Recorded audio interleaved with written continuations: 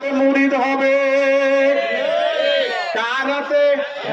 আবার কোন আমাদের দেশে অনেক মহিলা দেখা যায় নসিমনে চড়ে টিরাকে চড়ে বাসে লঞ্চে ঢাকা খুলনা কলকাতা যাইতেছে পীর দরকার নেই কথা কর না পীরের খেদমত করলে জান্নাতি হবে মহিলা এমন কোন হাদিস আমি জানি না কিন্তু স্বামীর খেদমত করলে আমার রাসূল বলেছেন ওয়ালমার আতাল মতিয়াত আলি জাওজিহা তিন শ্রেণীর মানুষ কিয়ামতের ময়দানে বিনা হিসাবে জান্নাতি হবে তার মধ্যে এক শ্রেণীর হলো যারা স্বামীর আনুগত্য করে স্বামীকে সন্তুষ্ট রাখে এই স্ত্রীদেরকে ময়দানে হাসরে আল্লাহ পাক বিনা হিসাবে জান্নাত দান করবে। আমার ভাইজান পরিবেশে মানুষ বাধ্য হয় ভালো মন্দ হওয়ার জন্য বলে ঠিক কিনা?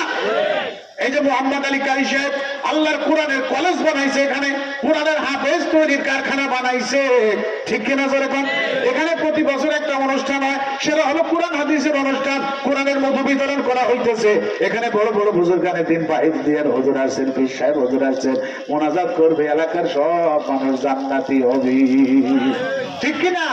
আর স্কুল কলেজে যে অনুষ্ঠান হয় সেখানে হয় জাহান্নামী পরিবেশ পরিবেশে বাধ্য হয় মানুষ ভালো মন্দ হওয়ার জন্য ঠিক কিনা বলেন? এখানে আমরা যারা আছি আজকে এই পরিবেশটা ভালো না মন্দ একটু তাড়াতাড়ি বলেন। আরে আমার ভাইরা যত খারাপ মানুষ তাকে আজকের এই জান্নাতি পরিবেশে জান্নাতি মানুষ হয়ে গেছে একটু জোরে বলেন ঠিক না বেশি? তাহলে আমাদের বাচ্চা কাচ্চা ওদেরকে যদি জান্নাতি পরিবেশে দেওয়া যায় ওরা জান্নাতি সন্তান হয়ে গড়ে উঠবে একটু জোরে বলেন ঠিক কিনা? কন্যা সন্তানদেরকে মহিলা মাদ্রাসায় দিতে হবে ওদেরকে জান্নাতি বানাইতে হবে পুত্র সন্তান আল্লাহ দান করছে এই মাদ্রাসা ভর্তি করাই ওদেরকে নায়েবে নবী বানাবেন কোরআনের হাফেজ বানাবেন এ ভাই দুনিয়া তো শান্তি আখিরাত তো শান্তি জোরে সরে কান সুবহানাল্লাহ। আমরা কি এই মাদ্রাসার পক্ষের লোক না বিপক্ষের লোক? পক্ষে আছেন কে কে হাত উঁচু করে দেখা নারে তাকবীর। আল্লাহ আমাদের সবাইকে তোমার এই কোরআনের ঘরের খাদেম হিসেবে কবুল করেন একটু জোরে সরে বলেন আমিন।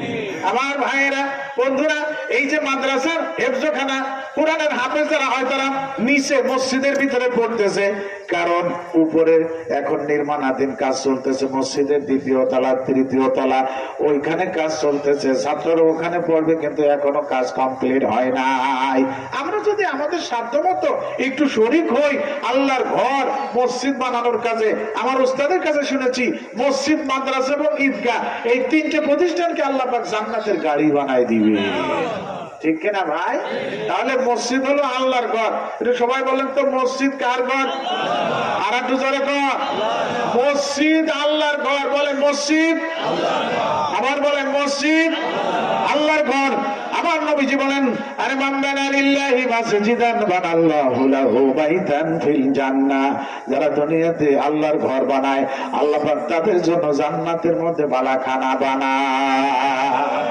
আমাদের সাধ্য মতো যে যতটুকু পারি যদি আল্লাহর কোরআনের ঘর আল্লাহর ঘর নামাজের ঘর মসজিদের নির্মাণ কাজে আমরা যদি একটু শরীক হইতে পারি ইনশাআল্লাহ ইনশাআল্লাহ এটা আমাদের নাজাতের কারণ হবে কথা বলেন ঠিক কিনা?